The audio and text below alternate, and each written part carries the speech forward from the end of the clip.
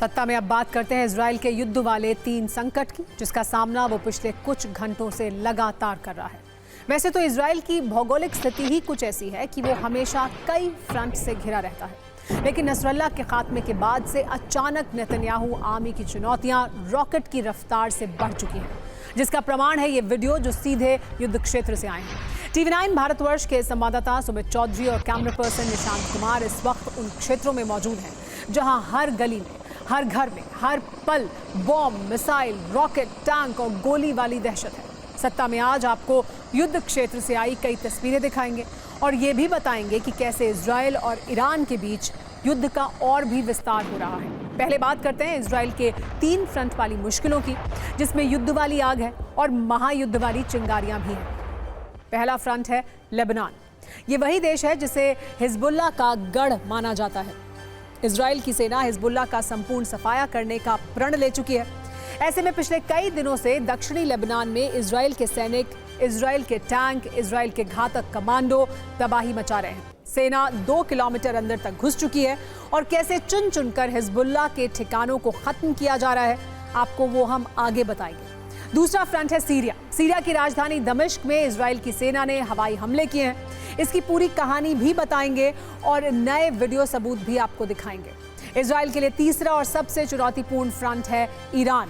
Israel और Iran के बीच अब खुल्लम खुल्ला युद्ध हो रहा है। इजरायली हमलों के डर से ईरान में अलर्ट है, वहीं इजराइल भी ईरानी आक्रमण के डर से दहशत में है।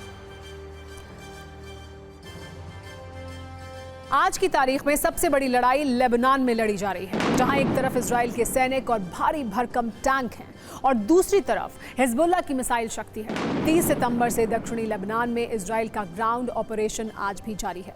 TV9 भारतवर्ष की टीम भी इन्हीं इलाकों में मौजूद है। आपको एक्सक्लूसिव रिपोर्ट दिखाएंगे, लेकिन पहले आज के अपडेट के बारे में बताते हैं। दक्षिण लेबनान में आज चौथे दिन ग्राउंड ऑपरेशन जारी है।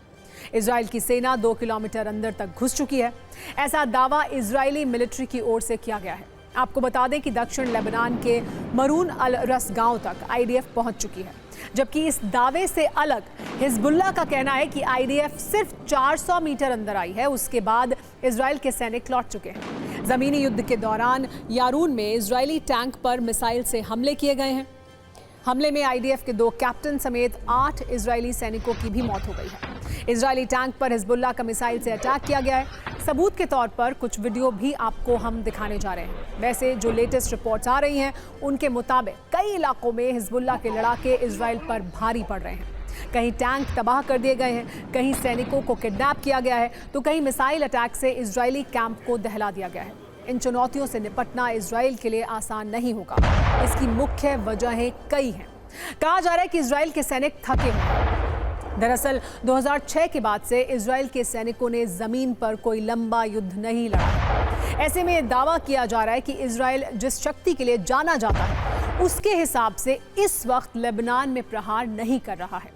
एक फैक्टर यह भी है कि इजराइल में आधे से ज्यादा रिजर्व सोल्जर हैं, यानी वो अच्छे से ट्रेंड नहीं हैं। वॉरजोन वाली रिपोर्टिंग के आधार पर तैयारी धमाकेदार रील से समझिए लेबनान में क्या हो रहा है, कौन किस पर भारी पड़ रहा है।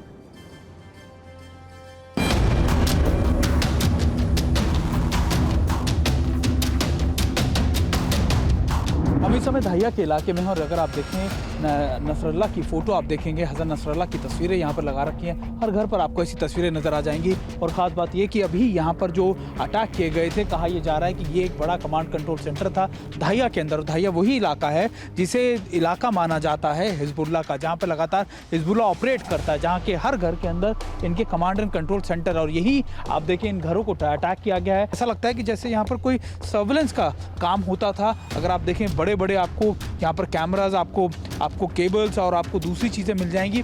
और यही वजह है कि कहा यह जा रहा था इजराइल की तरफ से कि उसने इस इलाके को इसीलिए अटैक किया क्योंकि ये वो इलाका था जहाँ से लगातार हिजबुल्लाह जो है वो सर्विलेंस करता था।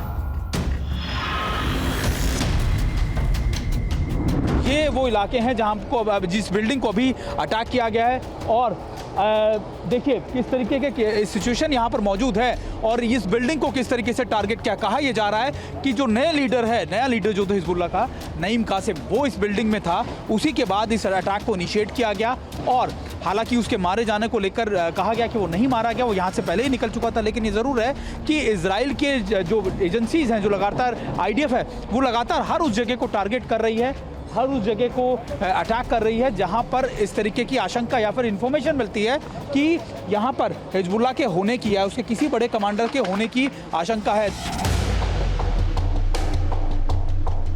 ये वॉर जोन है, ये रियल वॉर जोन है जो TV9 भारतवर्ष आपको दिखा रहा है कि अभी जो जंग है इसका दायरा लगातार कितना बड़ा होता जाएगा। 1 महीना पहले जब मैं यहाँ मौजूद था तब मुझे ऐसा लगता था कि शायद इस इलाके में जंग नहीं आएगी, लेकिन 1 महीने में परिस्थितियाँ कैसी बदल गई ये आप देख सकते हैं।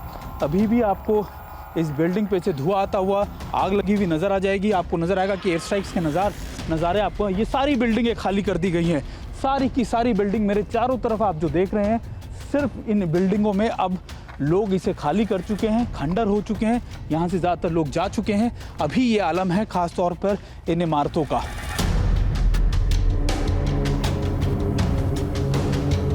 इस इलाके में आकर आपको एहसास होता है कि जंग में कैसे चीज़ें बर्बाद, ये कभी आलीशान शोरूम हुआ करते होंगे, इधर भी अब बर्बाद हो चुके हैं। किसी की ये रोजी रोटी रही होगी या किसी के लिए बहुत इंपॉर्टेंट जगह रही होगी उसका घर चलाने के लिए, और अगर आप देखें ये सब बर्बाद हो चुका है। यहाँ पर सिर्फ एक जूतों का शोरूम मुझे दिखता है जहाँ पे जूते रखे हैं, हर ब्रांड्स के जूते हैं, हर चीज़ें हैं, लेकिन क्या आलम है इस समय यहाँ पर आप देखें। और ये दूसरी तरफ यहाँ शायद फीमेल्स के लिए, महिलाओं के लिए उनके मॉडर्न कपड़े या फिर उनके बेहतरीन कपड़ों की दुकान है जो बर्बाद हो चुके। अब बात करते हैं इजराइल की चुनौती नंबर 2 की, जिसका बैटल ग्राउंड सीरिया है। इजराइल ने सीरिया के कई इलाकों पर एक साथ हमले किए हैं। 60 मिनट में इजराइल ने सीरिया के अंदर 3 टारगेट पर अटैक किया, जबकि सीरिया का दावा है कि उसने इजराइल की कई मिसाइलों को नष्ट किया है। सबसे बड़ी बात, सीरिया की राजधानी दमिश्क की एक बिल्डिंग पर हुए हमले में नसरल्लाह के दामाद के मारे जाने की खबर है। बताया जा रहा है कि हिजबुल्लाह का सीरिया से इजराइल के खिलाफ बड़े हमले का प्लान था, जिसके जवाब में ये कार्रवाई की गई है। इजराइल की तीसरी चुनौती है ईरान वाली, जो सबसे बड़ी चुनौती है। हिजबुल्लाह को ईरान के समर्थन वाले आरोप तो बहुत पहले से लग रहे थे, लेकिन अब ये लड़ाई आमने सामने की हो चुकी है। सवाल है कि अब आगे क्या होगा? क्या इजराइल ईरान पर सीधे हमला करेगा? ईरान का फिर क्या जवाब होगा? फिलहाल आपको बता दें कि ईरान ने युद्ध की तैयारी का वीडियो जारी किया है, जिसमें यह दावा किया जा रहा है कि वो अपनी विनाशक बैलिस्टिक मिसाइलों को सीक्रेट ठिकानों पर भेज रहा है।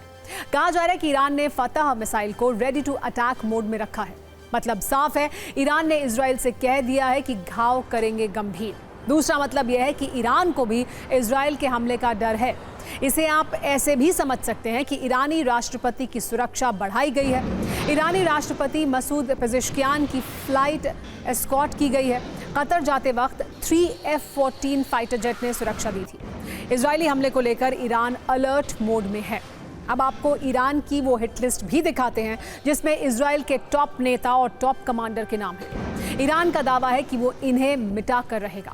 ईरान की हिट लिस्ट में इजराइल के प्रधानमंत्री बेंयामिन नेतन्याहू हैं, रक्षा मंत्री योआव गैलेंट हैं, सेना प्रमुख हर्जी हलेवी हैं, इजरायली वायुसेना के कमांडर टोमर बार हैं, इजरायली नौसेना के कमांडर सार सलामा हैं, ग्राउंड फोर्स के प्रमुख तामिर यादई हैं, जनरल स्टाफ के उप प्रमुख आमिर बाराम हैं, सैन्य खुफिया प्रमुख एहरोन हलीवा, उत्तरी कमान के प्रमुख ओरी गॉर्डन और मध्य कमान के प्रमुख यहूदा फॉक्स, दक्षिणी कमान के प्रमुख एलिएजर टोलेडानो हैं। ये लिस्ट हिब्रू और अंग्रेजी भाषा में जारी की गई है, जिसमें तस्वीरों के साथ 11 लोगों के नाम हैं। इस लिस्ट के साथ ये जिक्र किया गया है कि इन लोगों को खत्म किया जाएगा। आप कुछ सेकंड में देखिए कैसे इस युद्ध के बीच जुबानी बयानों से माहौल महायुद्ध की तरफ जाने वाला बनाया जा रहा है।